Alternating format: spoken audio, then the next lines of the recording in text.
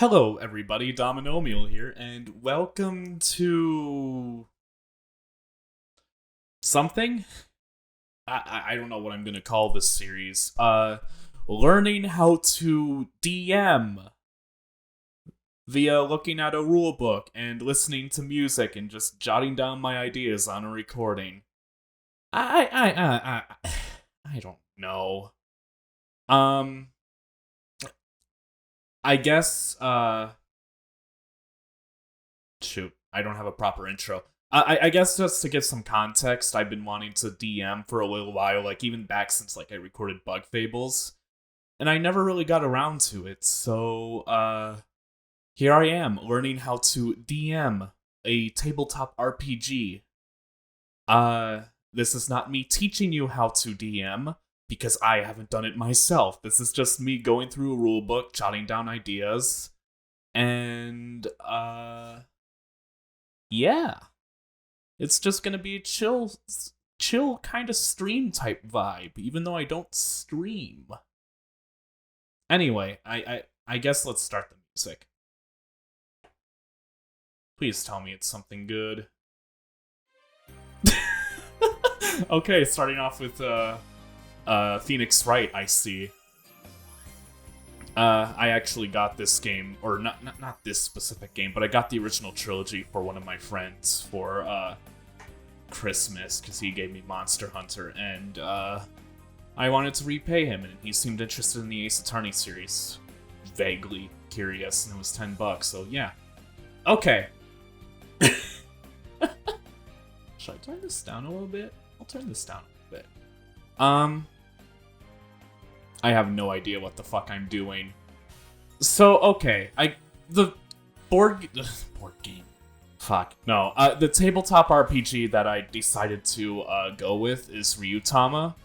And why Ryutama? It's because my friend was like, hey, check out Ryutama, it might be cool. So he sent me a link to a downloadable PDF, and I downloaded it, and yeah, it seems pretty cool. So I guess to basically give the whole kind of vibe of Ryutama, yeah, okay. Yeah. To give the whole vibe of Ryutama, it's basically like a traditional JRPG, like Final Fantasy or Chrono Trigger or whatever.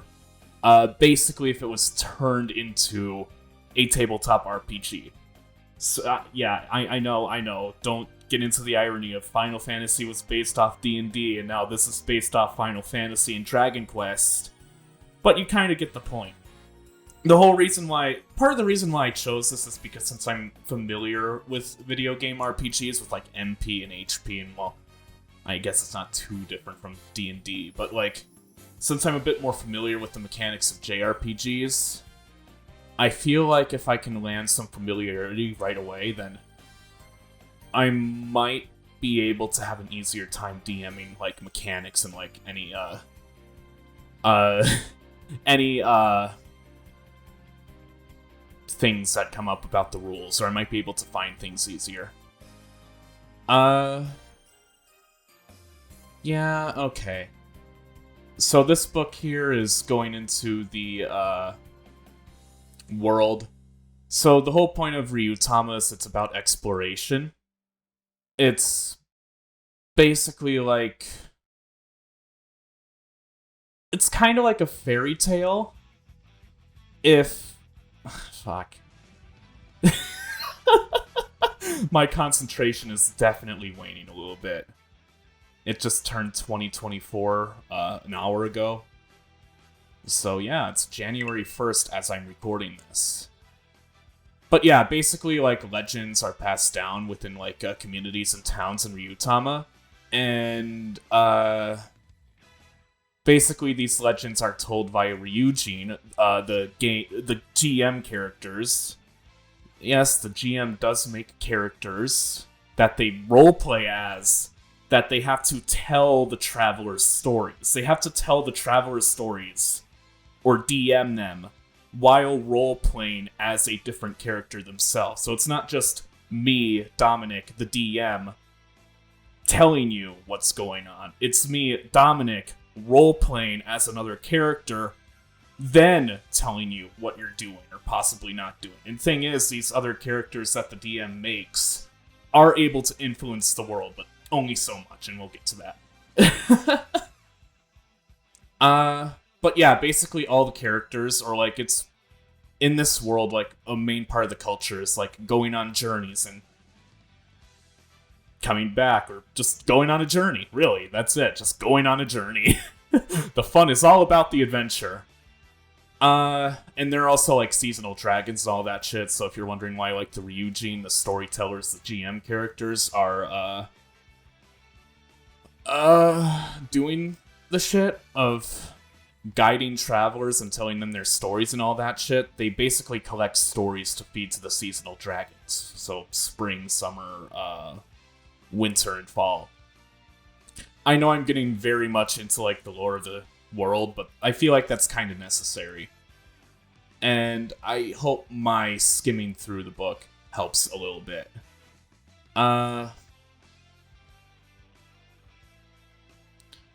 Okay. So I guess before anything, I have no idea what the fuck I'm doing. And that's kind of why I'm recording this, because this is basically me just walking blindly into, what the fuck do I do? So yeah, I guess I'll just read the book for a little bit for now. So player character creation, from what I can tell, it's like, yeah, their classes. Character creation starts with, yeah, 7 classes. Okay. 7? Wait, what? What are the 7 classes? The minstrel, the merchant, the healer, the hunter, the artisan, the farmer, and the noble. Oh yeah, minstrel, merchant, healer, and hunter. Okay. Each type is adept at handling certain kinds of danger. Determine starting ability scores. Okay. So this is actually interesting, because instead of rolling d20 like in D&D, you actually have different stats that range from 4 to 12. Like 4, 6, 8, 10, or 12. No odd numbers. So 4 through 12, only the even numbers. And that's because depending on the stat you have, like if you have a D4, I don't know why I grabbed my dice set that I don't have on me right now. Where the fuck did I put my dice set? Oh, it's probably in my backpack in my room. But, yeah. Basically, if you have like a 6 in a stat, you roll a d6 whenever you roll for that stat. If you have a 4, you roll a d4. If you have an 8, you roll a d8, 10, d10, 12, d12, etc., etc. Determine character's starting ability scores. Choose one of the following 3 sets. Average, yeah, okay. So you can choose between these 3 sets. 4 6s, 2 6s, 1 8, 1 4, or 2 4s and 2 8s. I don't think you actually roll for stats, you just choose one of these 3. And then also the stats themselves, there's only 4: strength, dexterity, intelligence, spirit. Strength and dexterity and intelligence are simple enough. Spirit is basically your mana. It's like basically your charisma and wisdom kind of combined, I feel, from D&D. I guess Constitution too. I don't know. Spirit just seems like the ambiguous 4th stat that kind of slots into anything if you don't know if the other 3 do anything. Hit points, mental points, strength times 2, max HP, spirit times 2, carrying capacity times, or strength plus 3. I don't know if I'm going to be playing with those rules on my first tabletop.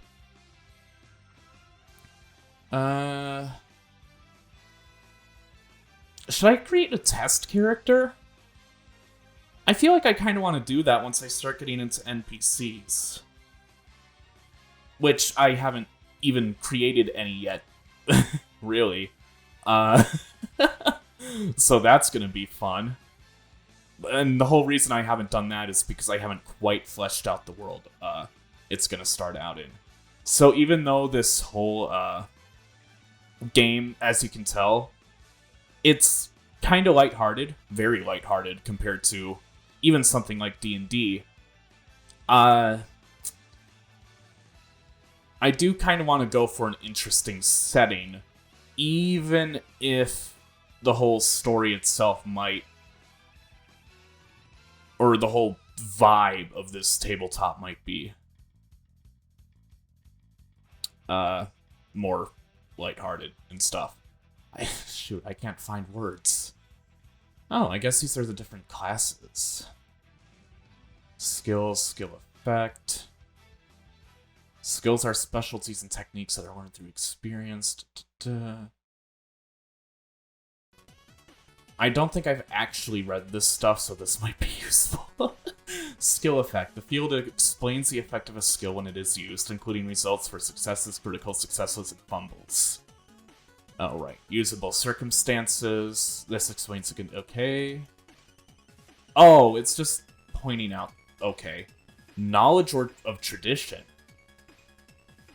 What's that? Oh.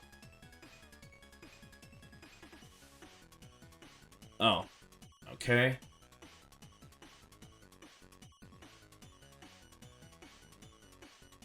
So, I guess this is the untampered, the unmarked minstrel class sheet. Here's the merchant. You have learned how to raise... Oh, wait, the merchant has animal companions? Normally, only one animal can be taken on a journey for free without paying their daily food and water costs. With this skill, you can keep more animals without incurring their food and water costs. The animal rules are...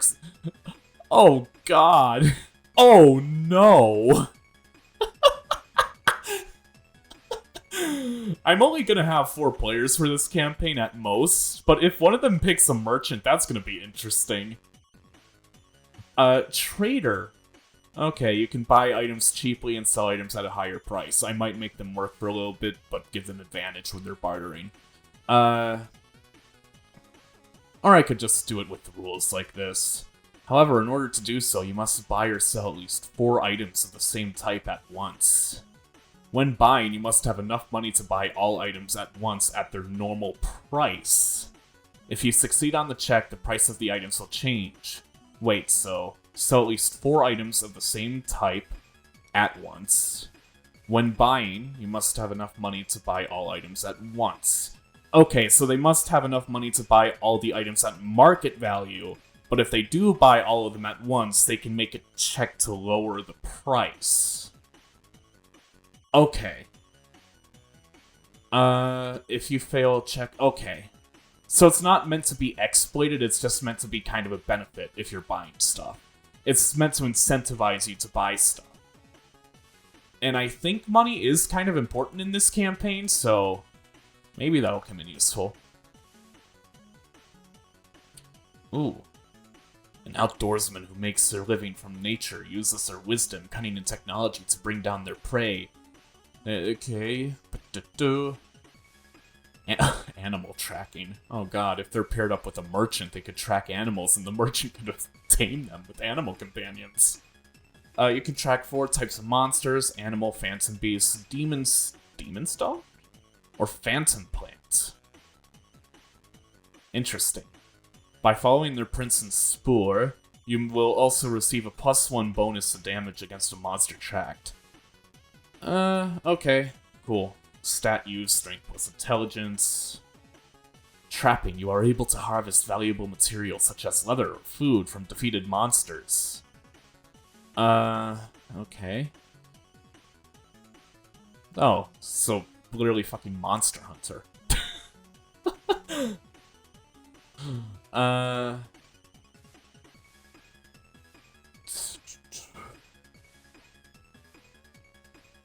You are able to catch some... Oh, okay. Okay, that's just to save on food. I do like the art of this campaign. It is definitely reminiscent of the old JRPGs, like Final Fantasy, Dragon Quest, and all that stuff.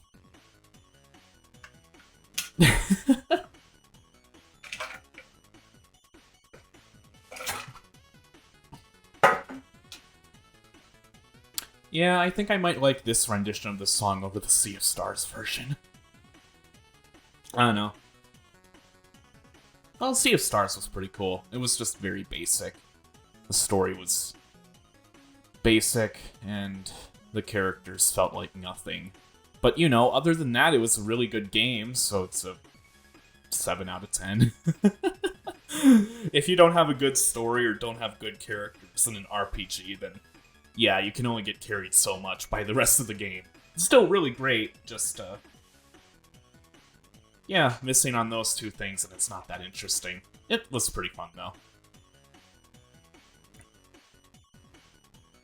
Okay, healer. Maybe I should go over this late. What the fuck am I saying? I'll just go over this now, because why the else are you here watching this video right now? I have no idea what the fuck I'm doing, and if you are still watching this after me fumbling around for so long, then you're probably committed to it anyway, or you're just really bored. You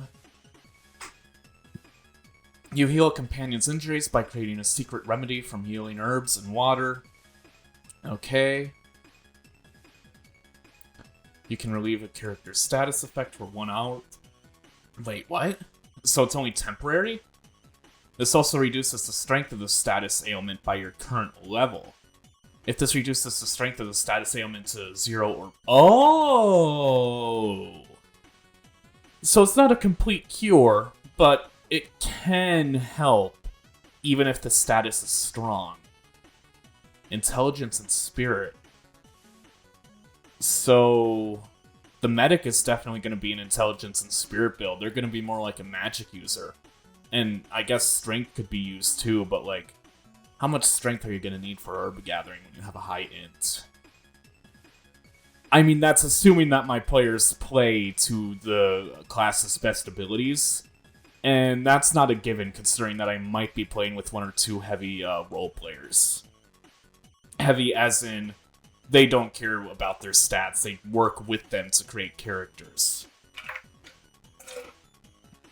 That's also how I create characters. Good stats don't necessarily matter to me. I just like stats that tell an interesting story.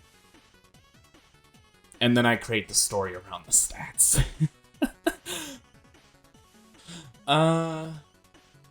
Thanks to your healthy lifestyle, your body is sturdy and you are in tune with its natural rhythm. Naturally resilient. Ooh. Animal owner? Oh, that's the same skill as merchants. I don't want to homebrew this game too much, but maybe I should give merchant a different skill. Oh! Wait, what? The farmer could just steal skills? The farmer just seems like the jack of all trades. It has the animal owner. It has more sturdiness, more health. Farmers are able to take more hits and do more damage. And they literally can do a side job. They can take a skill from another class.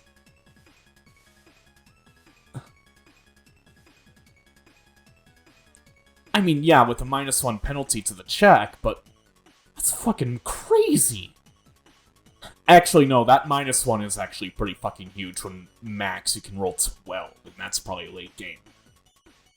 So, like, even if you have D6, you'd be rolling a 5 at most, D4 or 3 at most. Ugh, okay, that might be a bit tough, but that's still pretty good. Artisan? Huh. Able to harvest value. I think that's similar to Hunter, but not quite this crafting. Minecraft? You can use the skill to make handy, cute, beautiful, and delicious things as long as you have the time and tools. You can make things during your journey since each craft is different, so too are the things that each character can make. When choosing the Artisan class, choose a single category from the item list below.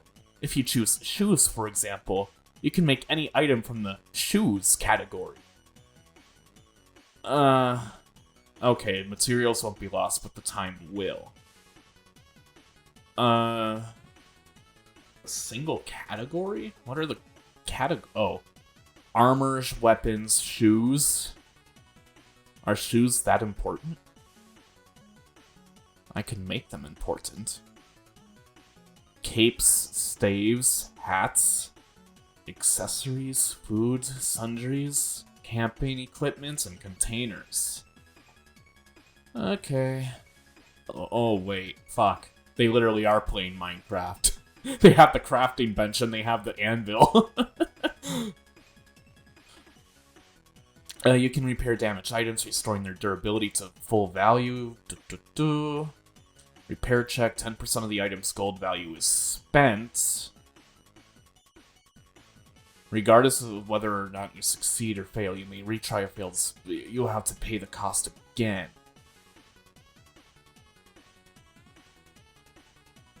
Okay. So you had to determine the size for the weapon. Then they had to roll to beat that. What? Oh, the roll is just for the check itself, whether or not you succeed. And the table probably goes through that.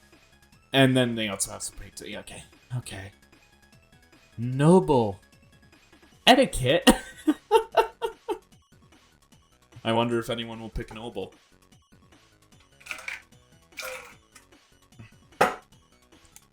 Okay, I'm getting sick of this song. No, Astral Chain, go away. I'll take Pretty. I don't know if this song gets copyright claimed, but I'm talking over it. It is kind of quiet. Hopefully it works. Okay. So, Noble. Due to your long years of tutelage and experience in noble society, you are aware of the importance of proper etiquette when speaking to someone of rank or status. You are able to leave them with a positive impression of when you win a contested etiquette check. Oh, they're the charisma class. Well, I guess that makes sense, given etiquette. Refined education. After years of study under a learned tutor, you have memorized facts and trivia about many aspects of the world. You know more than the average person about history, famous people, and well-traveled places. No detailed info. Okay. Okay, so they're kind of like a mix of the bard and the rogue. Interesting. Or I guess they're just the bard. Weapon grace. After long years of practice and extensive training under a master at arms, you have learned to be graceful when wielding a certain weapon. I guess that's the weapon of choice. When creating your character, choose either blade, polearm, or... Oh, polearm. I definitely go polearm. Polearm is so fucking cool. Polearms are so fucking cool. Player, if you pick Noble, please pick polearm. You receive this weapon as a mastered weapon. If you have already chosen this category as a mastered weapon, you receive a +1 bonus to your accuracy checks when using a weapon from that category. Oh. Okay.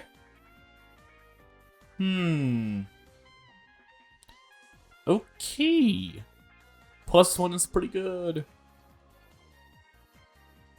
Type, attack type, technical type, and magic type.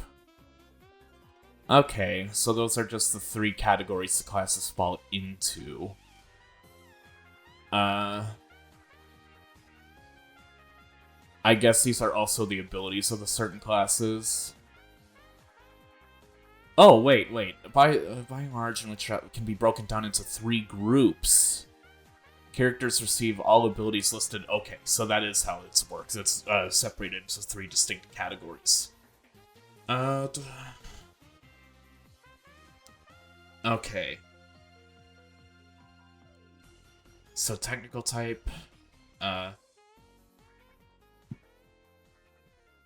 mean, the attack type seems pretty self-explanatory, but, technical. Gain an extra +1 damage, or +1 bonus to any check when using concentration for a total bonus of 2.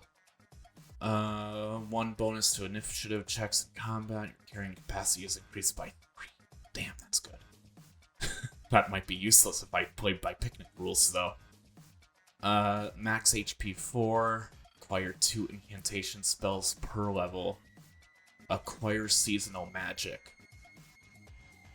Right, okay, so this type can magic is split into 2 styles. Seasonal magic and incantation magic. Right, I forgot that was a whole gimmick with the game. The magic system is split into 2. As characters gain levels, the more powerful effects of both types of magic become available to them when they receive a grimoire in their store okay. They get a grimoire to store incantations. First 2 incantation spells within. If the grimoire is lost... Oh, wait! Wait! That's actually really fucking cool. Wait a minute. Disposable spells? So instead of committing to slots in D&D, you have a grimoire that holds your spells. Like, kind of similar to D&D, I guess. I keep comparing it to D&D, because that's like the only other TTRPG I know all the rules of. All, quote unquote. They're the rules that are easiest to guess. But, okay, so if they lose their grimoire, they also lose their spells, which creates a vulnerability. I don't plan on exploiting that vulnerability, but it's nice to know that it's there.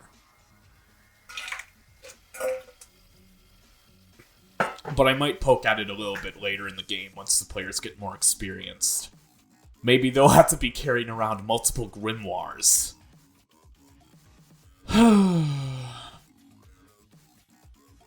Every day, okay, you may acquire 2 incantation spells for any list available. At levels 1 through 3, characters choose from the low-level incantation upon reaching, mid-level, high level at 7. Seasonal magic. When creating a magic-type character, one of the 4 seasons, at first level, a character may cast any spell that's from the season. Okay, mid-level spell, okay. So it works the same, it's just... Okay.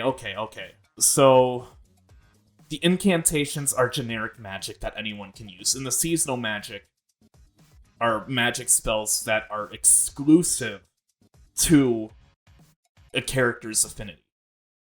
Maybe with some exceptions, and I'm assuming like it gets stronger or weaker during what in-game season it is. Interesting. Cool. You know what? I'll get into this in a little bit, because I haven't really read this. Honestly, this is just an excuse for me to record everything and read it, because if I record everything, then I remember it more better. I can't fucking talk, it's fucking midnight. Past midnight. Yeah, fine, Scarlet Nexus is fine. But yeah. So... if you are one of my players and you're watching this video, I would suggest you click off now. But if you're not, then just feel free to watch. So here's kind of the idea that I have for the world. The brief little thing that I wrote down.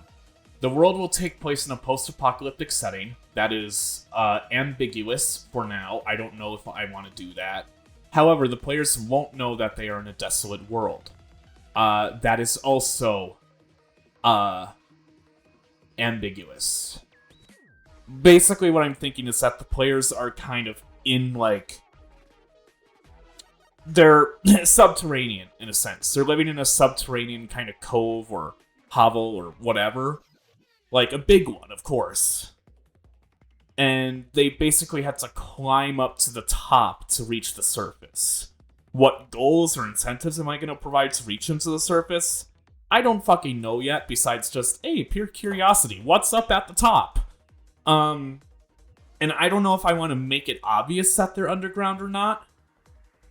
It's possible. it's possible that I might just go outright and say, hey, you're below the earth. You don't know what's on the surface. Do you want to go explore the surface? And they're like, yeah, sure, why not? Sounds interesting. But anyway, because they start out in an underground shelter / bunker / cove / whatever built many years ago, they start out at the bottom, the safe zone, and as they work their way up, they encounter more monsters that have managed to break in, and they have to deal with the... Okay. So basically that's my canonical in-game justification for wanting to build elaborate... building puzzles. Puzzle rooms, like Zelda, puzzle dungeons. I don't want to focus too much on combat, because honestly, I don't really want to run combat, because that means more checks, more checking the rules, more seeing if, like, you know, I have to contest or not. Like, I just want to build cool puzzles, I want to see my players solve them, and I want to see my players interact with cool characters. I can't create cool characters. Not yet. I don't have the confidence to say that I can create cool characters. But that's something I want to work on. I want to be able to create characters, I want to be able to roleplay them, I want to be able to act them on the spot, and I want to be able to switch between them a whole lot. I mean, I already know, like, I can, like, act them in this voice sense. I know my voice is pretty strong from doing recording for all these years and being on stage and all that stuff, but as far as the actual performance goes, I'm weaker on that. I struggle very much on performing the characters. Okay, there will be multiple floors called strata, and each of them will have a different design and aesthetic. Various traps that are switched up to prevent the players from getting too lax or feeling like things are too predictable. In-game explanation is... Okay, bunker was built by several different nations with different technologies, cultures, and ideas, essentially a reverse Tower of Babylon. The reason for the bunker is... Okay. So...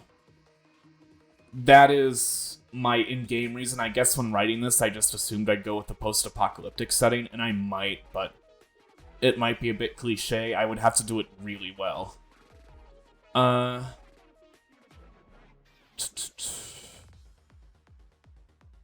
Yeah. Okay, so the players won't know they are in a desolate world. That's ambiguous. That's unsure. When they start out, they will appear in a normal plains, grasslands. Yeah, that sounds pretty standard fare. It's cliche, but that's the point. But there will be ways up to the surface. So, I'm definitely gonna have 4 or 5 strata. Probably 4. Well, I could do 5. I don't know, we'll see how I'm feeling. But if I do 4, I could base the 4 strata based off the seasons. Like, the lowest level would be spring, then the next would be summer, then it would be fall, then it would be winter. And it would also, like, if it was post-apocalyptic, it would kind of give, like, a dreary feeling over time, like, maybe something's not right with the surface. Like, especially in your endgame as they get to autumn and then especially winter, and they have to, like, deal with harsh winter weather conditions. That would be kind of cool. But that's just me speculating. And that's kind of the thing. I have an idea for what I want to do mechanically with the world. I want to have them climb up to the surface. I think I'm going to have them start out underground no matter what, because I don't have any other ideas. But, like, I want them to be able to climb up, and I want them to progress. The reason why I'm doing that is because, 1, it's just kind of a cool setting. Climbing up to some kind of unknown surface or top of the world. Like, you don't know what's up there. It could be good, it could be bad, it could be whatever. And then, like, the ending would be really cool. For, like, the final session of the season or whatever, if I decide to come back to it or not. But also, it would allow me to... It would provide an in-game excuse for why the world would feel so confined. Because since I'm not very good at describing stuff, as you can tell from how I'm talking in this video, and also that I have aphantasia and I can't picture anything in my mind quite literally, it would be really helpful if I confined the world to literally just those 4 levels. all themed around different things. And it would give an in-game explanation for why the world building could be weaker. They don't get world building information because they've been underground for so damn long. They don't know what's going up on the top. So instead of trying to DM some kind of big open world, like explore, choose your own adventure thing, yeah, I'm creating a linear, maybe railroady if you want to see it that way. But like, I'm creating a linear adventure, I guess that's supposedly railroady. But I'm basically working towards my weaknesses. I'm turning my weaknesses into a strength of the campaign. Or that's the idea. I want to, anyway. Confined world building? No, it's deliberate.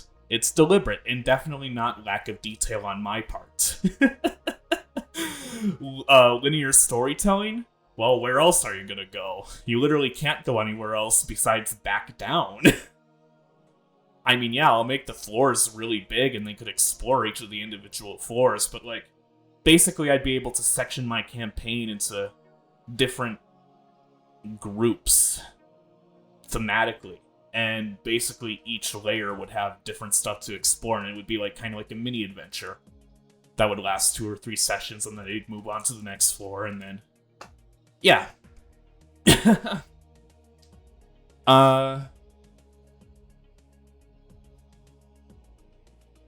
Yeah. And also, like, yeah, I just want to focus on mechanics in this campaign. It seems cool to be able to focus on, like, what makes a game work and what doesn't.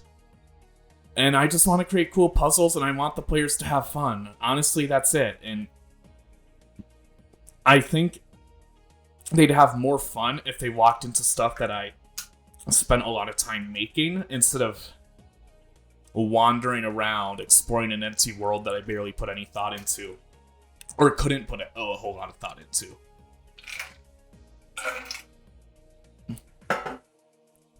So yeah, maybe in later campaigns that I DM, if I do DM more, or if I even DM this one, I'll consider doing a more open world approach, but for now I think this works fine.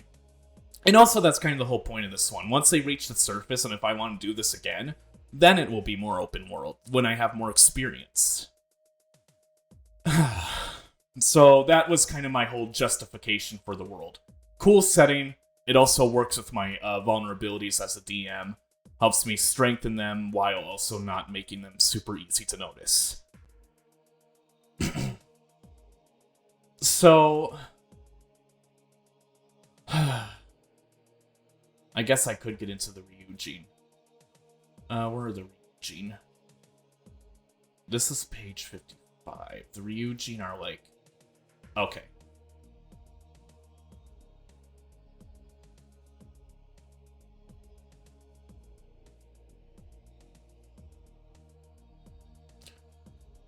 Okay, so this is page 134 of the book.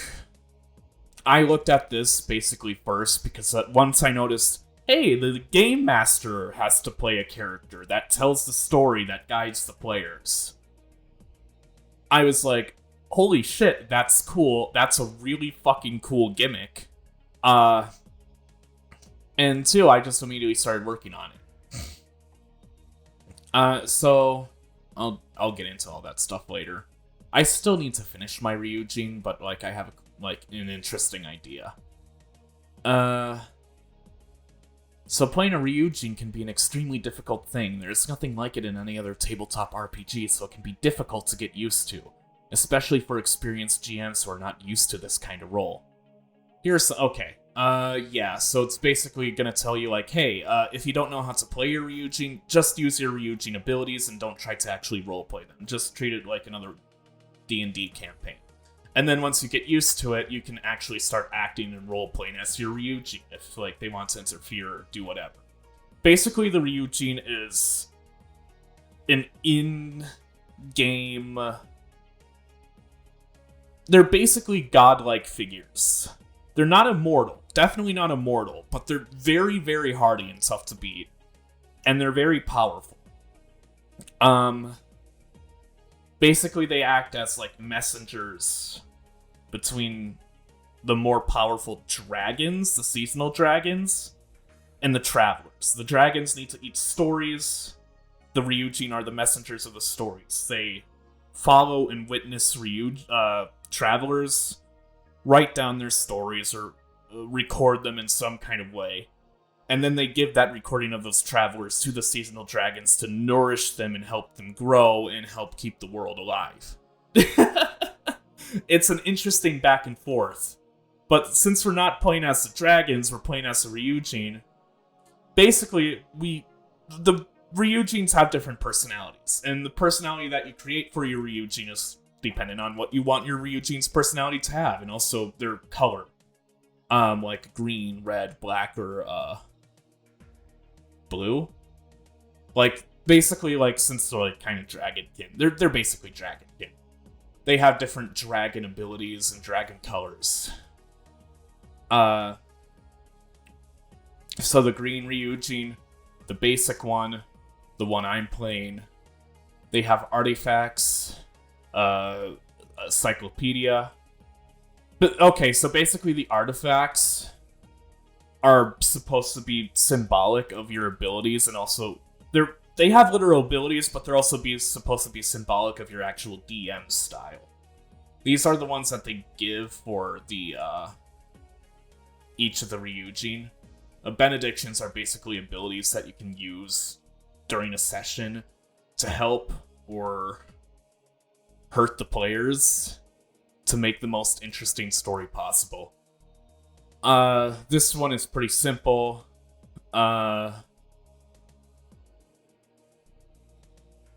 Yeah, you can make player characters ignore weather conditions if they're role-playing well. If player characters role-play, they can remove negative mind status effects.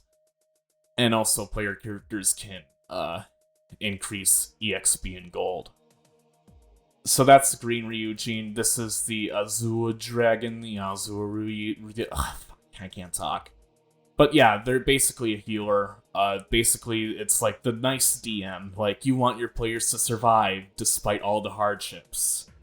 Because normally when a player dies, like once their HP reaches 0, or wait, no, like once it reaches, I think, their max HP, but in the negatives, they die, but they can survive to negative 20 with this Ryujin. Ring, I don't know what this one does. Or I guess I do, but I'm not playing it, this Ryujin, so I don't care. I'm just showing it out of interest for your sake, because you might be curious. The Crimson Dragon is basically the combat Ryujin if you want to focus on combat, or a combat story. This is the one you'd go for. I basically think of it like if you want to create like an Attack on Titan-like story.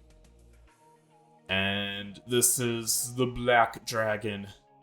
The deceptive one. All the player characters have dark pasts. NPCs can die. Yeah, you can make characters roll fear checks. So this one actually seems pretty cool. Well, I mean, yeah, it's definitely if you want to set a darker tone. But I do think some of the abilities it has are kind of cool, but that's not how I really want to start out my campaign. I still need to learn how to get used to everything, and I'm not confident enough in dark storytelling. So, it's one that I want to try, but not one I'm gonna do right away. So I'm doing the Green Dragon. The basic one.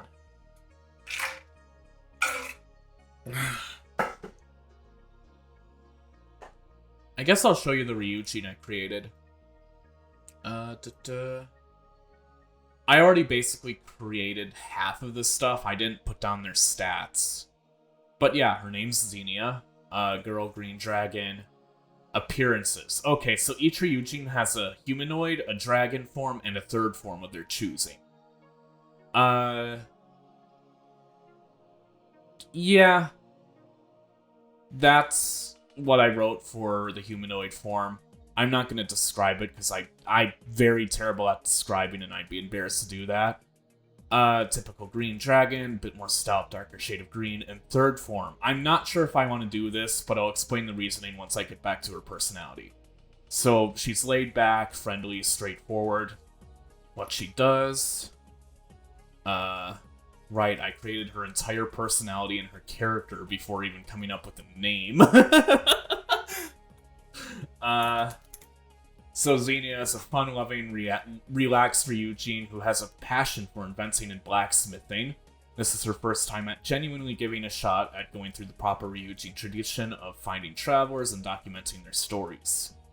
Before, she was obsessed with the mechanics of the world and learning the limits of what she could and what she couldn't do within the boundaries of the mortal realm. This is why her biggest hobby involves creating untraditional weapons, relics, and perhaps even elaborate puzzle and trap rooms from time to time. She was, and always will be, a tinkerer by nature, but it is unfulfilling to tinker without somebody to actually use her inventions and ideas. Which is why she has gone in search of travelers to aid in exchange for having a good time. So that's the whole reason. That's like kind of her whole motive behind helping the travelers, helping the player characters. I didn't want to create like an outright mean or outright rude Ryujin. And honestly, I could have gone for like the whole kind of barely messes around, kind of distant Ryujin. But I like the Ryujin idea, and it is unique in this campaign, so I want to create a bit more of an active one. I'm not going to babysit the player characters with this Ryujin, because she can only do so much. But she is going to treat them. She's basically going to act as like a traveling shop, like a recurring shop between the villages. And I guess she'll have some items that she made hidden throughout the world in very, very secret places. Okay. So, artifacts. I was going to do a tattered encyclopedia because the Green Dragon has an encyclopedia, and I thought, like, ooh, tattered. Like, it would mean that it's, like, modified, heavily, like, changed, and, like, kind of crude. Kind of like what I'm going for. Or kind of like with the idea that I kind of want to do quite a bit of homebrew stuff. Because honestly, I don't like sticking to the rules just straight up in any kind of thing. I want to flex my muscles of creativity. So, I don't know why I spoke that like Yoda, but yeah, I want to flex my creativity and do cool shit. I want to create cool items. I want to create cool dungeons. I want to create cool bosses. I want to create cool settings. That's why I'm unsure whether or not I want to stick with the spring, summer, fall, winter theming. Like, I might stick with spring and summer for the first two, but then I might just fucking throw out the theming, or I might just make them mixed in with...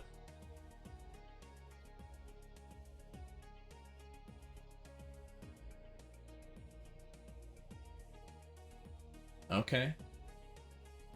Based on the seasons, mixed with one other cool theme. Perhaps one contradictory of the season, and the players try to return the strata to their original forms. That could also be the reason why they go up and climb the floors. Yeah, it would be a linear RPG kind of thing. It's nothing mind-breaking, nothing groundbreaking. But I think the idea of just purely going by seasons is kind of boring.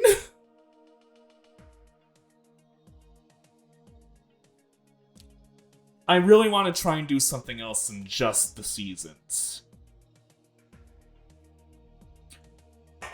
So, like, perhaps I could do, like, spring, but maybe,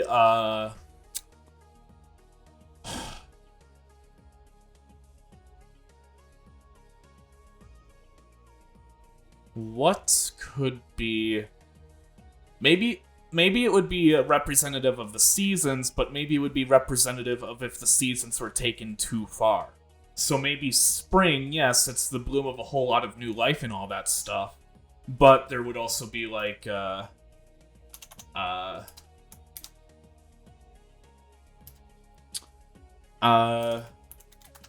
rapid spread of dangerous fauna.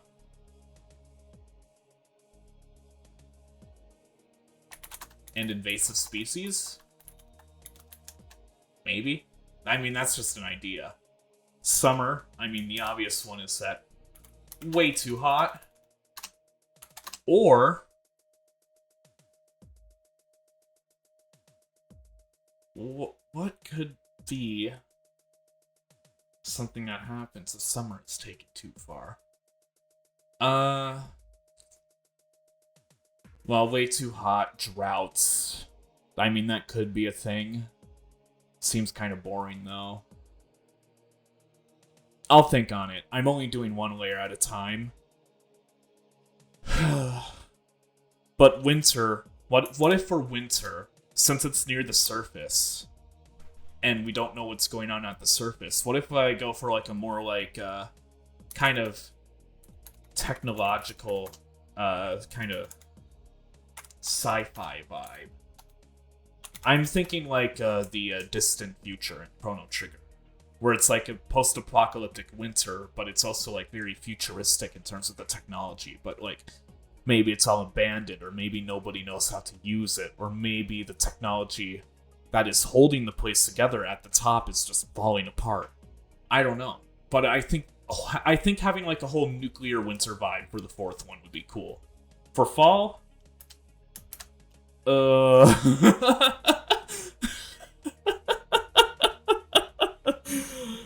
don't know what could go on for fall. Fall. Huh.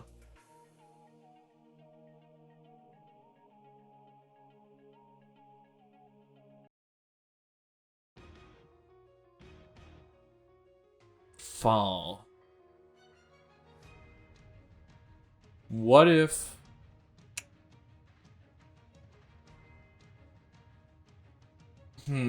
I'll think on that one. I don't know yet. So summer and fall are two that I gotta think on. Spring I also gotta think on, but I do like winter, because it's like a whole contradictory vibe with the whole like natural kind of happy-go-lucky fantasy shtick of the game. I think going for like more technology and sci-fi would be kind of cool, but not too intrusive, or else that would just be stupid. Like Sea of Stars.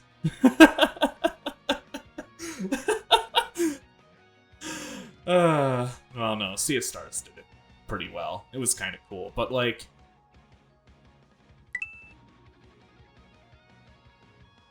I don't know. There are a few RPGs that have gone a bit too far in the technology end, well, otherwise when it's sci-fi.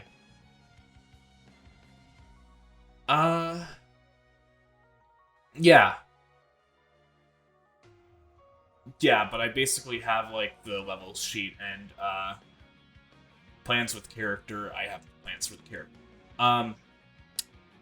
That's just, like, stuff I'm jotting down for how I want to develop them later into the campaign, because everybody else's character is dynamic development, but mine is going to be a bit more scripted, depending on what the players do. But I have an idea for how I want them to develop. So, yeah. I was originally going to give Xenia a tattered encyclopedia, but I instead decided to go homebrew. Pygmalion. A temperamental blacksmithing hammer that forges weapons and artifacts shaped from the wielder's state of mind.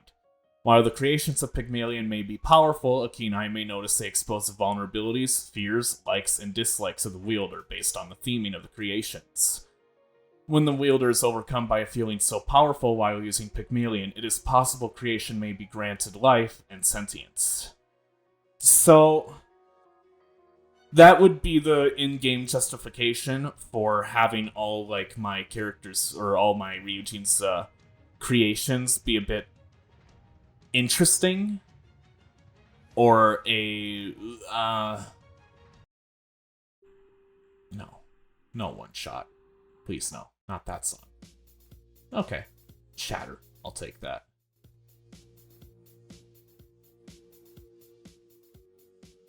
But yeah, that would be the justification for all the stuff that my character creates having more chaotic energy.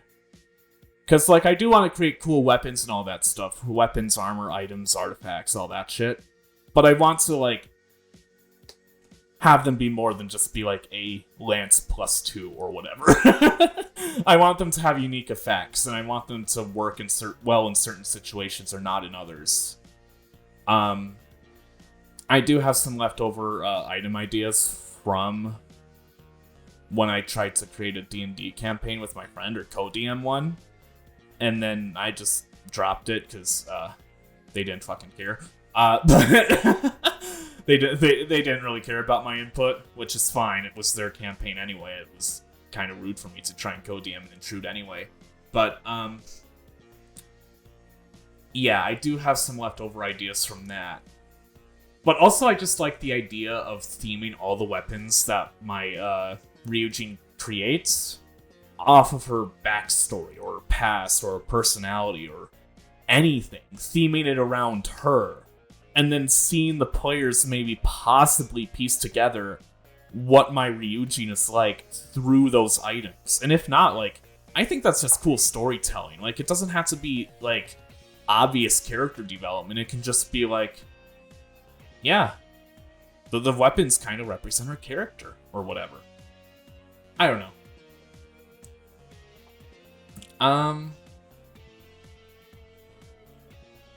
Huh.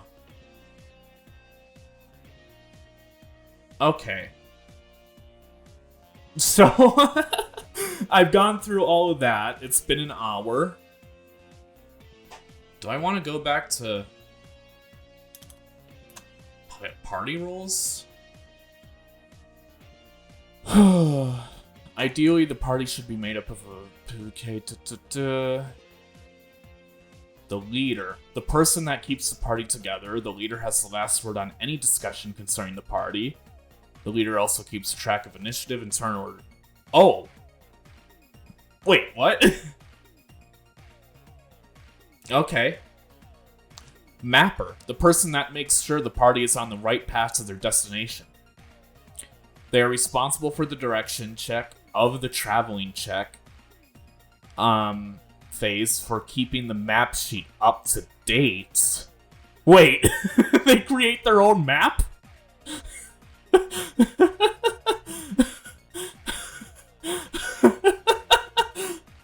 Okay. Wait, there's a skit here.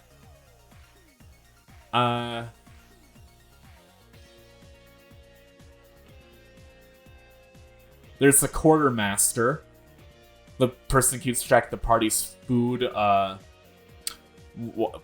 up to the party's food and water, and takes responsibility for buying the necessary supplies for the trip. Keeping food and water in barrels and trunks is much easier than the PC holding their own. This person will be responsible for the ration sheets. A character with a pack animal is recommended. Can bananas count as a meal? It's up to the GM. Nice. Ah, there's like cute little skits here. I love it. I fucking love the detail of this rulebook. The Journal Keeper. This person keeps a detailed diary of events that happen in the game. As if through the eyes of the... Damn, if I was playing in this campaign, I'd excel at that. Because, I already do that in the other one. In the one I'm in. Playing. Another option is to have everyone in the party take turns writing the diary, switching off every day or every few days so that you get more interesting diary at the end of the journey. So basically the whole point of this, the whole point of the Journal Keeper, is they're the designated note taker. Nobody else in the party can take notes, except for the Journal Keeper. So if you have a bad Journal Keeper, or they're on an off day, or they're sick, or nobody else wants to do journal keeping, they can't take notes. And it would be fucking hilarious to see the journal be passed around with, like, first-person perspectives of all the characters with all the notes. That would be fucking incredible. How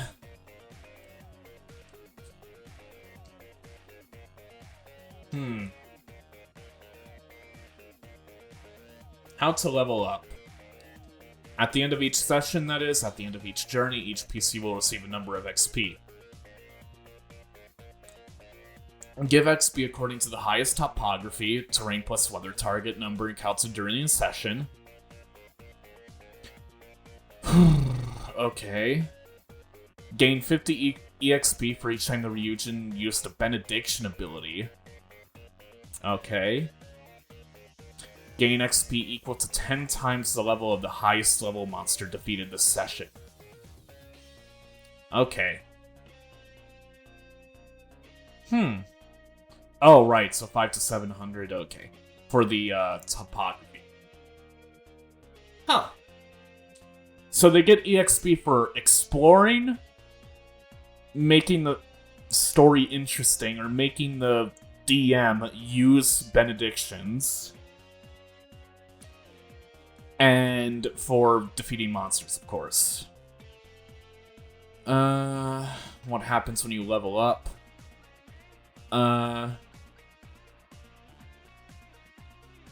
Okay.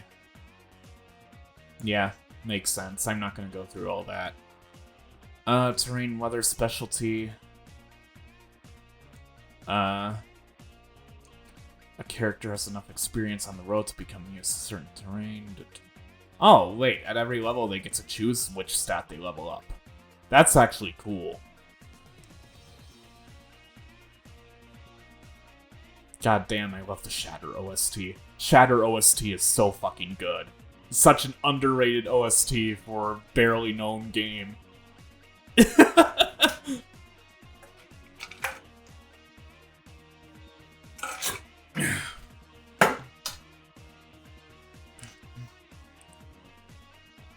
Status effect immunity at 4th level.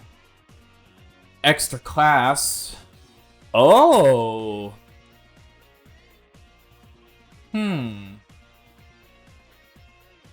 Okay, so they can multi-class at level 5. Second type at 6th level. By 9th level, Favor of the Seasonal Dragons. Choose a single season. Why are you traveling during that season? You are under the protection of the dragons of that season. What the fuck? What the fuck? What? So any in-game... So they could choose spring, and then if they're traveling in-game spring, they get protection? Once a day, you can automatically decide to roll a 10 on any check. You may use this after rolling the check, and you may use this benefit regardless of the size of the dice you roll. Holy shit!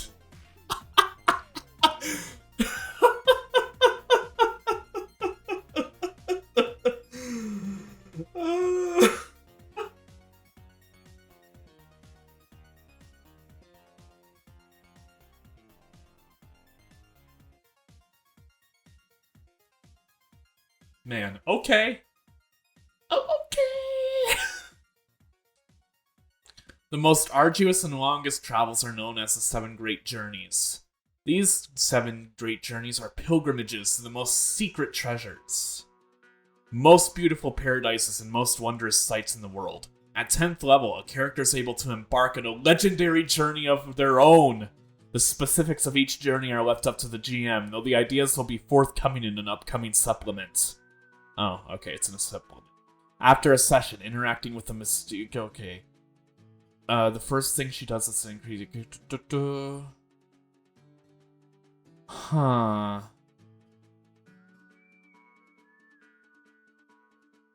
So if I had to guess, the legendary journeys are basically meant to finish off character arcs. Once they reach level 10, each player individually goes on their own journey. And then I had to create little, like, side sessions for all of them to finish up their character arcs. Or maybe not. Well, no, it should finish up character arcs. That's just standard. That's just what's expected. Wait, so would they be able to come back, or would they then start with new characters?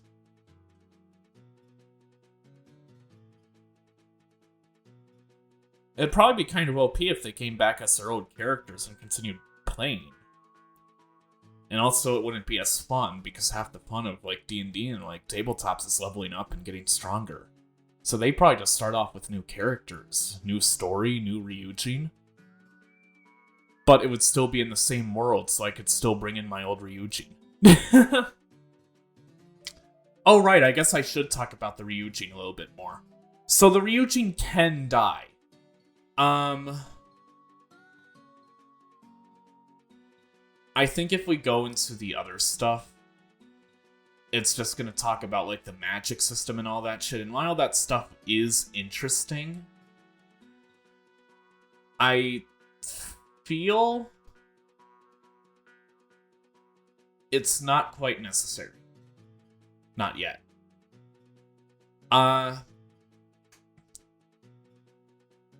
Okay. So how Ryujins work is that they level up based off sessions. So 1 session is 1 level, 3 sessions is another, 7 is another, 12 is another.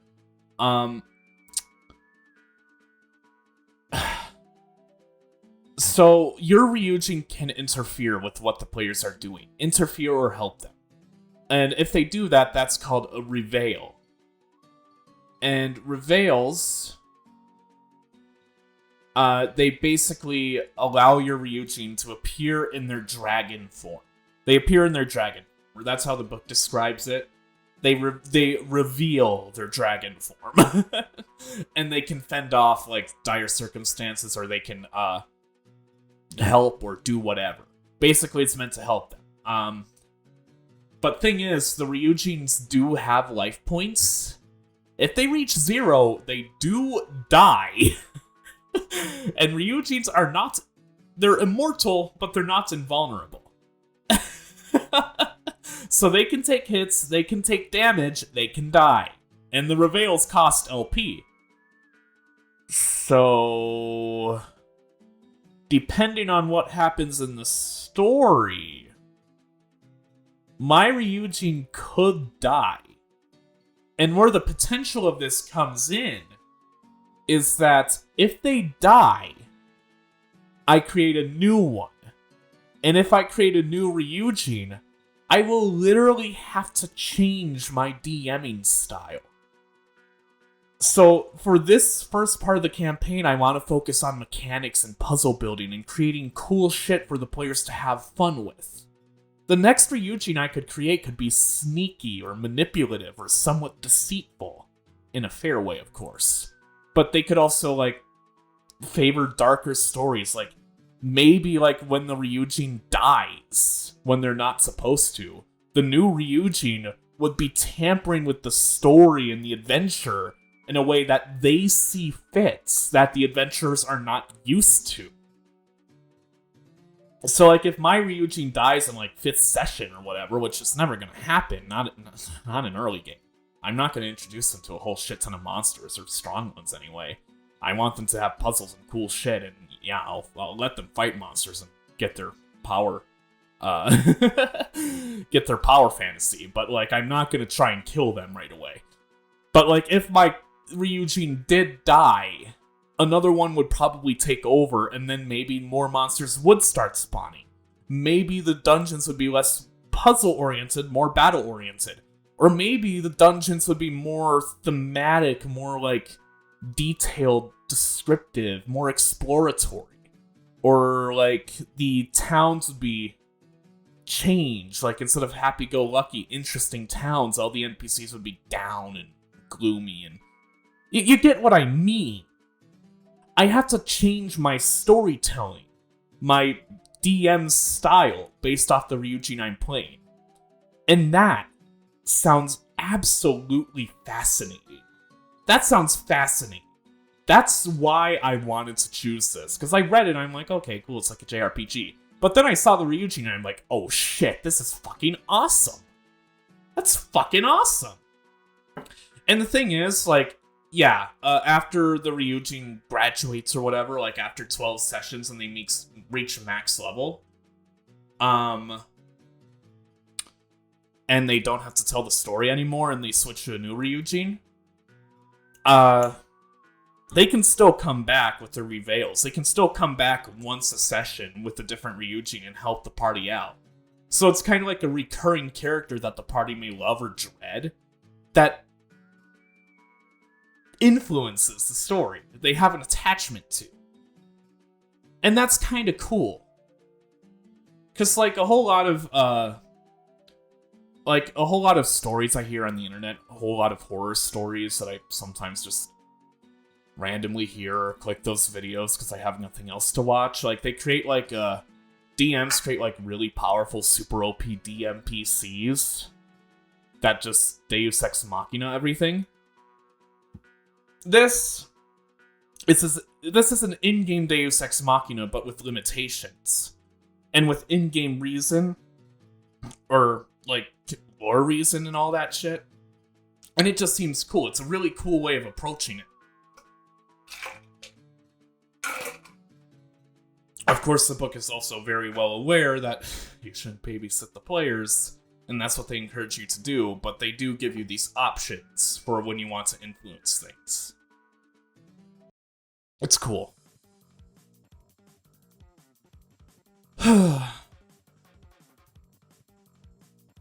So,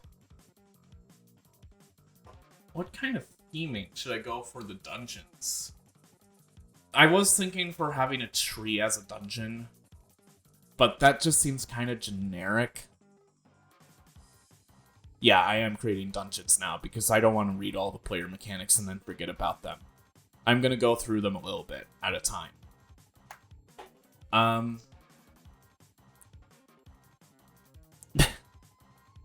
So, I guess I could also create items, but I need to do that when I'm feeling a little bit more inspired. More thematically inspired. Because for my Ryujin, I did like research into like some Greek mythology and used some of those names to make them fitting. Xenia, I know I chose a name with a meaning, but I don't think it's specifically Greek.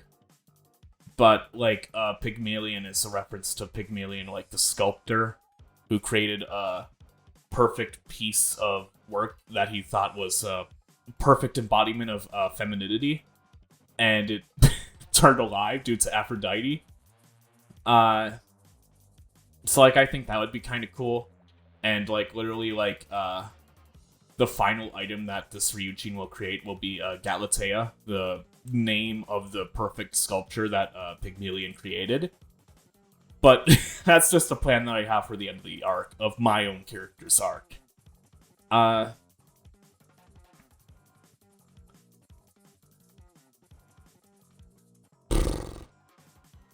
What tangent was I even going on? Oh, right. For the items, I would have to, like, do research or do cool shit. Well, okay, I'm probably gonna steal, like, 1/6 of the items from Binding of Isaac, but, you know. Well, we won't talk about that. We won't talk about that. I'll do that in a separate recording session. One dedicated solely to items and creativity. Is Illustrator working?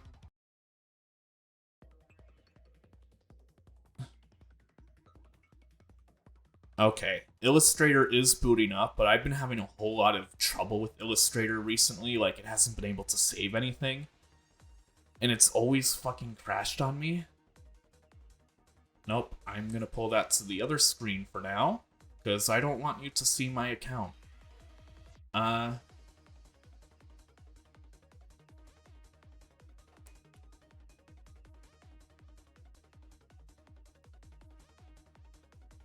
Okay, people are just yelling Happy New Year in chat, the Lethal Company chat.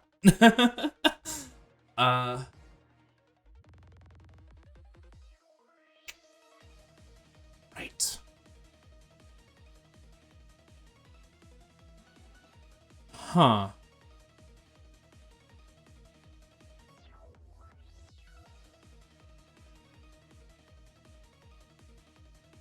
Will this open? Will this file open? It did! Ooh. I do like you, Scarlet Nexus, but you're a repeat. Yeah, Gravity Rush, why not? Is Gravity Rush copyrighted? I hope not. I hope not. If it is, I can always just replace it via editing. What?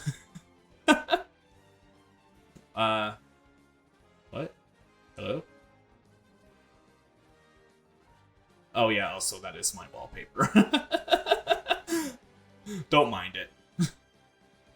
It's from Cyberpunk Bartender Action, Valhalla. It's a very cool visual novel that I never finished, but I watched Lukachin play it, and it was pretty fun.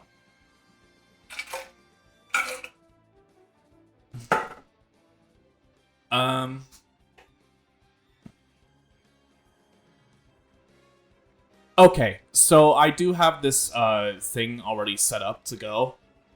Luckily, the file's saved, so I don't have to worry, hopefully, about it not saving. I might have fixed the Illustrator issues. Illustrator was being batshit stupid when I used it the last few times. Crashing my computer, not saving. I even set up a way for it to back up my files on the memory storage that I use. But yeah. It saved! I already created kind of like a first floor of a tree dungeon before this, but it didn't save? So we're gonna have to try this all over again. I don't know what to do, though. This is gonna be the first strata. This music is distracting me. I like it, but it's distracting me. This is a repeat. This is a repeat. You know what? Fine.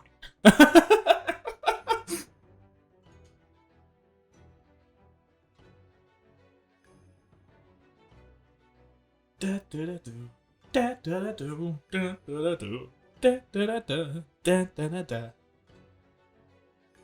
Da na na na na na na na na na na na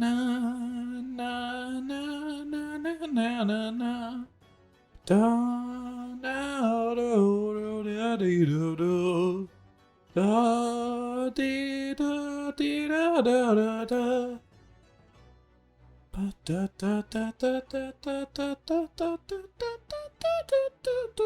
fuck. Yeah, that was off too. It's because I can barely hear the music, but yeah. Okay. What to do. So let's go to the tabletop ideas. So, spring. Huh. I'm gonna do a basic bitch search. Antonyms of spring. Decline, subside, reduce, plunge, recede. Solid. Inflexibility, toughness, hardness, sturdiness, robustness.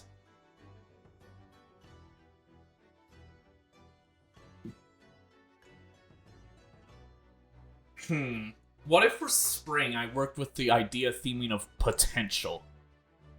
Potential. How would that work, though? How would I create a dungeon out of the word potential?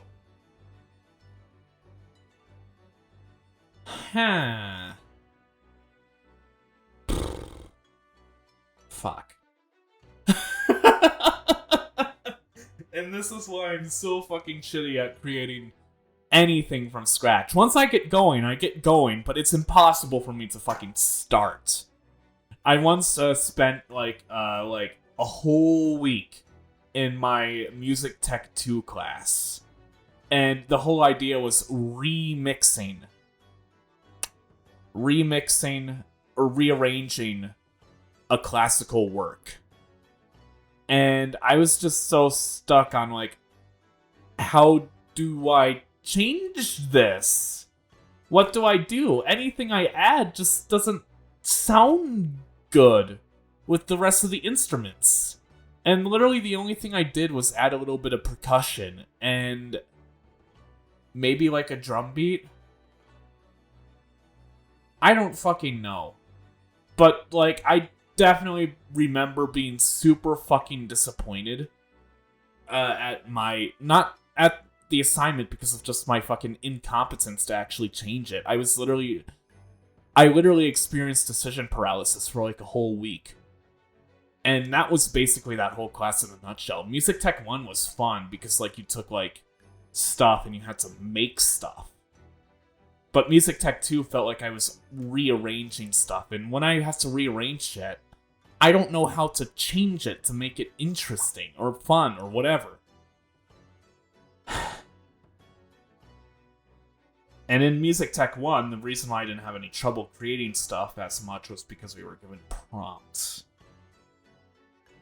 Music Tech... Okay, you know what? I'm not gonna go on this fucking rant any longer. But the whole point is I have such a fucking terrible time trying to create stuff from scratch.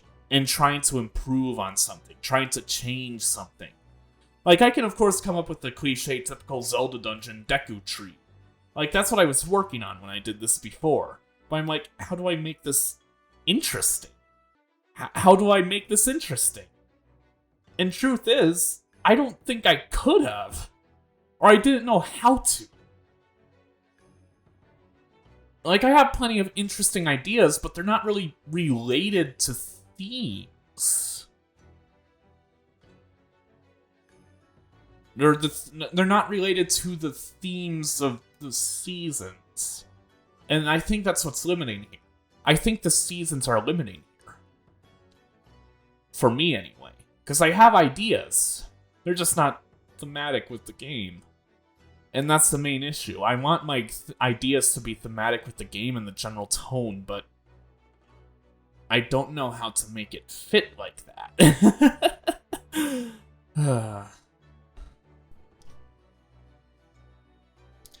Like, I had an idea like, ooh, what if I do color dungeon? But then I realized, wait, shit, Link's Awakening already fucking did that. And yeah, most of my players probably didn't play Link's Awakening. But it still feels kind of stupid. Okay, I guess what's really bothering me is that in the One Piece campaign I'm in, my DM is really good at a lot of stuff.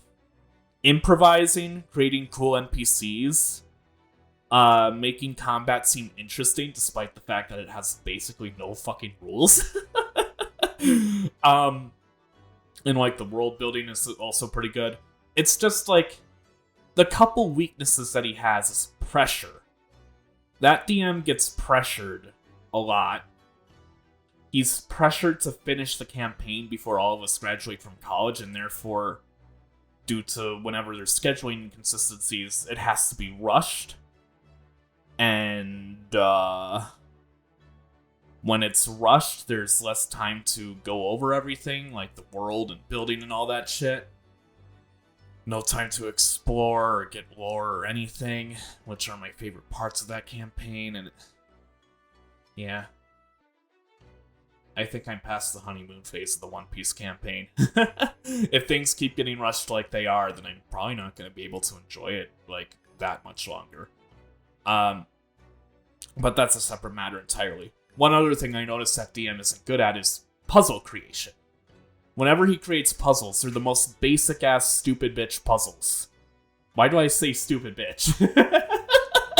Stupid-ass puzzles. They're very, very fucking stupid. And maybe that's just me playing Zelda a lot and knowing how to do puzzles. I also enjoy puzzle games. I love puzzles. So maybe I'm just used to them and nobody else does. But he gave me like 3 cryptograms in the whole campaign. The first one was fine. It was cool. But then he gave me one that was like 2 pages long. That one was easy because it was 2 pages. And then he gave me another one. And then he gave me fucking middle school math. Like 500 fucking like middle school math problems. Or like, yeah, middle school math problems. And I had to solve all of them for each individual fucking letter. of like a 2-page, 3-page document. He doesn't know how to create compelling puzzles. He knows how to create puzzles that take time, but not in a fun way. And that's, when I realized that, that's kind of like one of the things I wanted to focus on in this campaign. I want to create cool things. I want the players to have fun, either with the items that they're given or the environments that they're working with. And that's kind of what I based my Ryujin around. So I want to create a cool thing here. I just don't know what. And I've been monologuing here for a very long time now. And this theme is... Astral Chain, why are you here again? Okay. Sometimes YouTube prefers certain songs over others.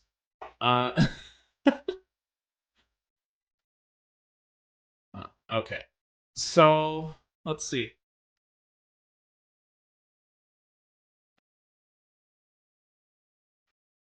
So, what's imagery associated with spring? Spring symbolism. Who the hell are you? uh,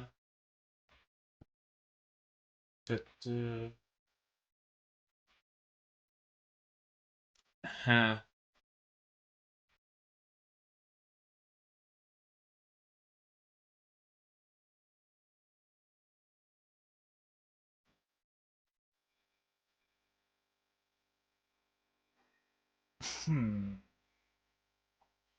Huh. I guess I'll just write down ideas for now for the dungeons. So that one. Strike through that one. Yeah.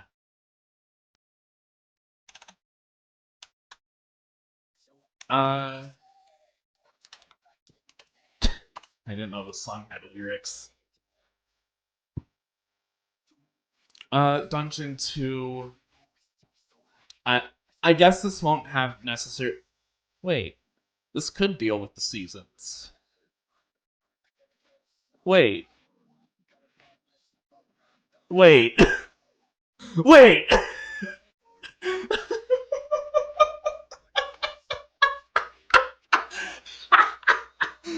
I might have solved the fucking problem with theming the seasons. So,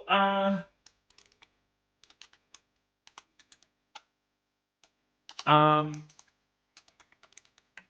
so one idea for the dungeon I wanted to create that I just wrote down is like a kind of planetarium type of thing. Um, so of course, the dungeon will have a solar system, like a solar system replica model, and then players will have to manipulate the model to change the model's seasons to fit puzzle criteria. I don't know what that criteria will be yet, but like maybe it could be like flower blooming, withering, or leaves piling up, or like I don't know, foliage, or flora. I don't fucking know.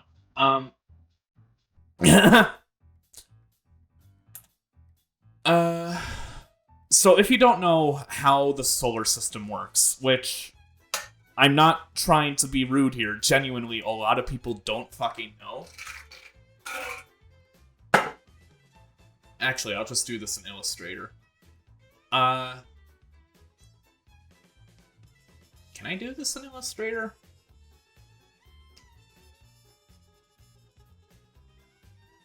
Whatever. I'll give it a shot.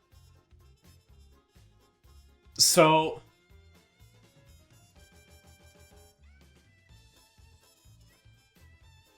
That's like a good ellipse.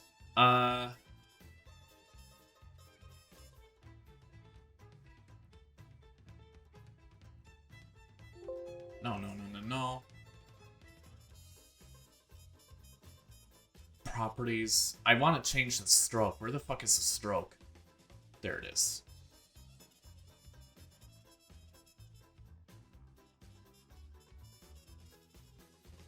No, shut up. And then I want to create another one. No. No. I want to... No. Control-Shift-C. Control-Y? No, Control-C.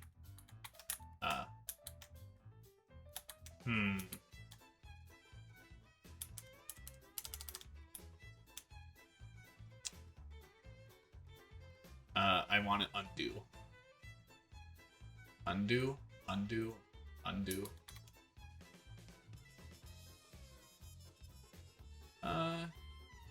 I'm not gonna save that.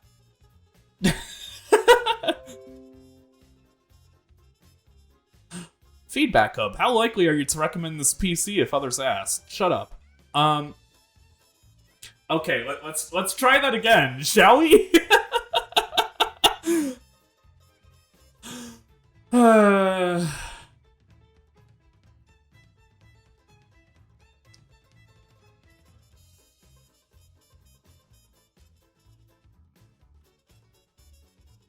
Well, I think it captured my profile, but whatever. Oh, come on. Don't fucking put my file explorer on the other screen. That's dumb. Now I gotta fucking censor that. Okay. So let's do this again. Ellipse.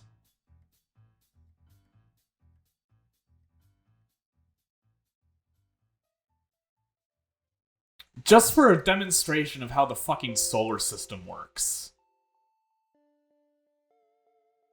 Talk about commitment.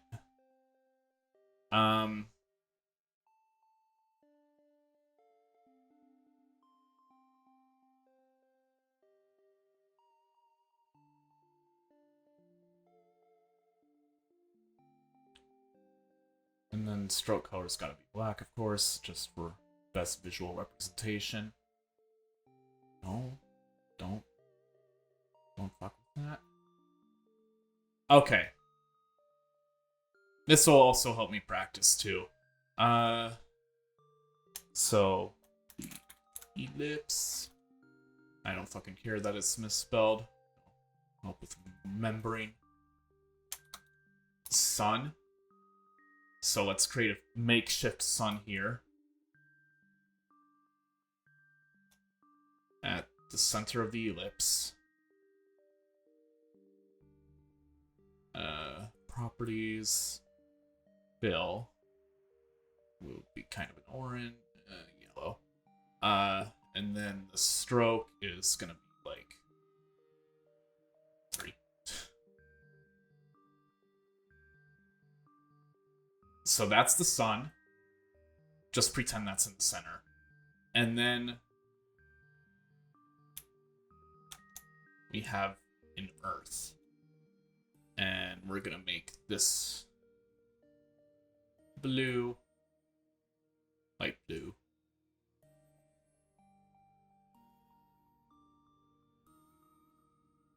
Okay. So.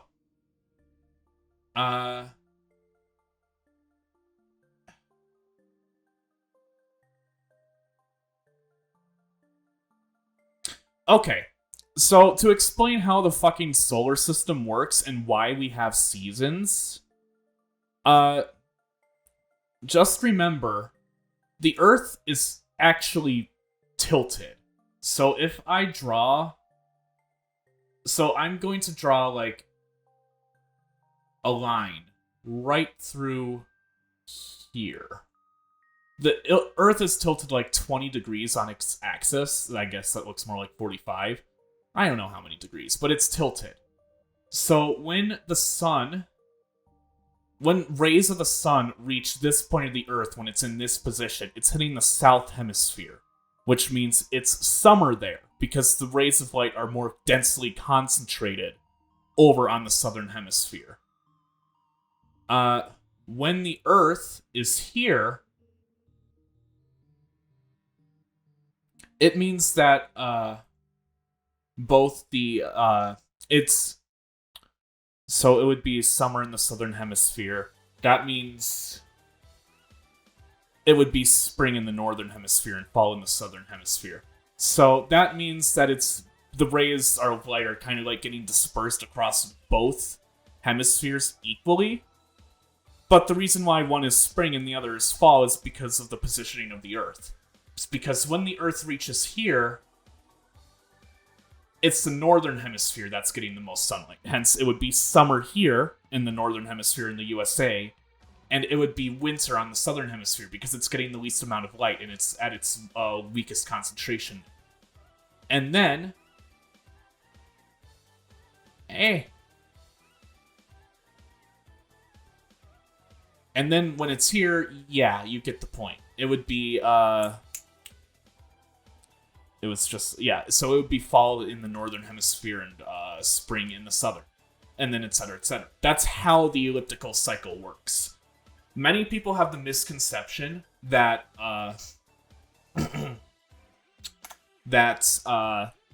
the Earth's seasons are based entirely around, the positioning of the Earth, because the ellipse is an ellipse, and it's slightly not centered around the sun perfectly. Like, one end is slightly farther away than the sun than the other, as far as the ellipse goes. And that's not quite true, the logic in that being like, okay, if that's how it works, then why is such a minute difference in feet, respectively, or in length, respectively, distance from one end to another, like max focal points, cause such a drastic change in the weather? And the point is, it doesn't. It's because of the light of the sun and how it's oriented, and how the Earth is oriented. It's... yeah. So, for those of you that didn't know, now you know. And trust me, I took an astronomy class. I know at least some of this. I'm definitely pretty sure I know this, at the very, very least. But yeah, basically I could create like a whole like fucking dungeon out of that puzzle. Out of the puzzle, making it a certain season for certain events to trigger. And what those events are, I wouldn't quite know yet. But it would be interesting.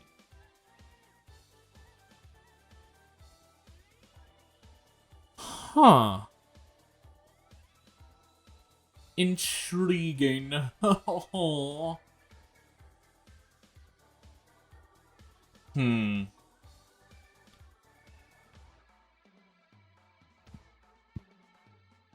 Well, what are some space fonts?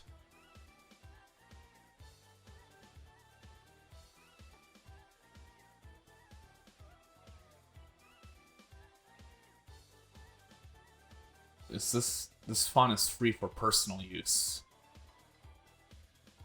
Well, I mean, I'm not going to be making money off of the font.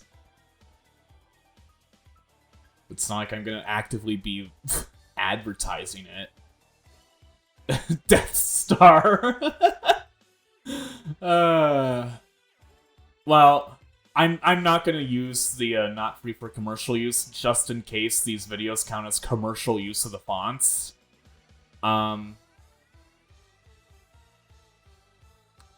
What if... no.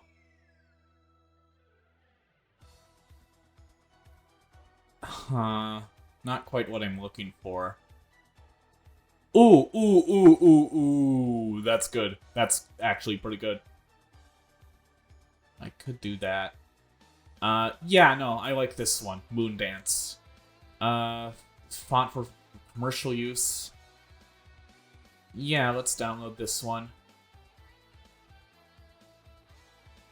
And then let's install it. Yep.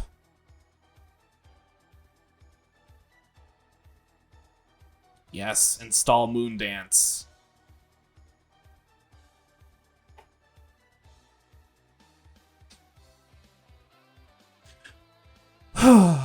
Okay. Okay.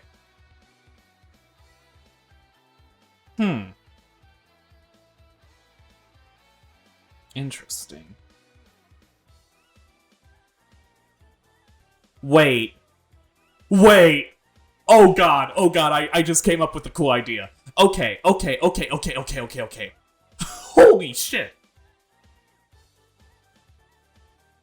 Get off, Defont, and get off this website. So,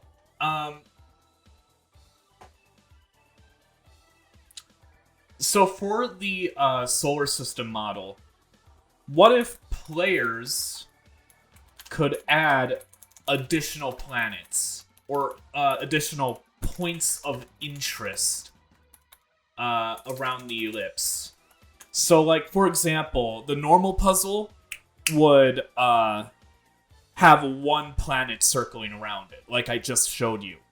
But then, what if players, like, after, like, solving a few puzzles, got another planet identical to the one on the model, and they could place it on another point of the ellipse, and that way it wouldn't just be one season that's represented, but two simultaneously. So they'd have to work with the interactions of both, say, like, spring and then winter. So, like, flowers could be blooming, but they'd also be surrounded by snow and ice. It wouldn't quite make sense logically. But I could try and figure something out. Like, say, like, it could be summer, but then it could also simultaneously be winter with, like, snow or the cold, but with the blazing sunlight.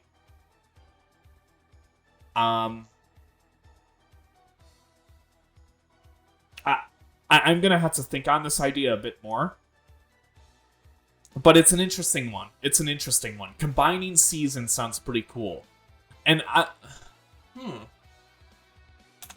so, like, additional planets, combining seasons, and,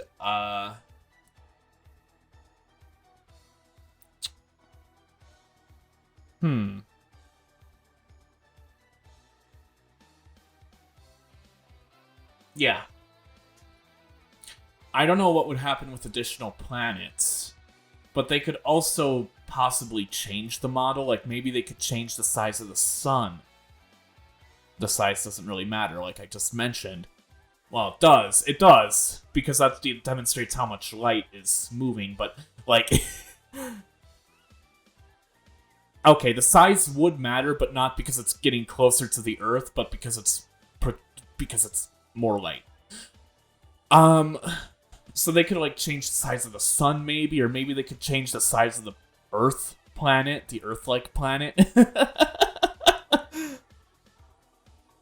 Huh. And then also, constellation puzzles. I'd have to, make, unique constellations. I'd probably make a star map. Yeah, stuff like that. But,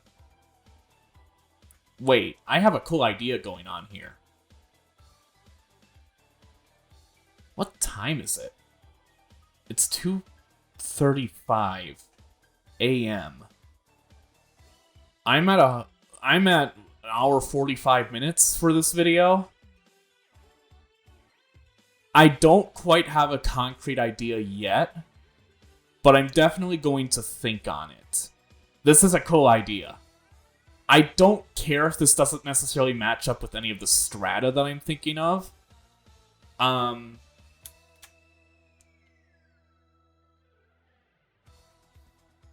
But I'm going to think on this. I'm going to come back and record it, and I'm going to maybe next time we're probably going to make a dungeon. And then if I'm feeling inspired, I'll make a home. I'll make like a first town. Honestly, I should make the towns before I make the dungeons, but I really want to make the dungeons, so I'm going to make the dungeon first. And then I'll switch to a town, and then I'll probably make some NPCs and shit. Because I do need to walk through the character creation thing, even if I am the DM. I do need to create characters using that. So, in the next time of messing around with learning how to DM with Dominomial, we'll do that stuff. I hope you guys enjoyed watching me faff around for like an hour 45, thinking of shit, just talking, doing random stuff. I honestly actually really fucking enjoyed it. I'm just don't know if you guys did. So, hey, if you did, leave a comment. Nah, I'm not that type of guy. But hey, seriously, it means a lot if you watch this video all the way through. So, see you next time for more shit. Bye-bye.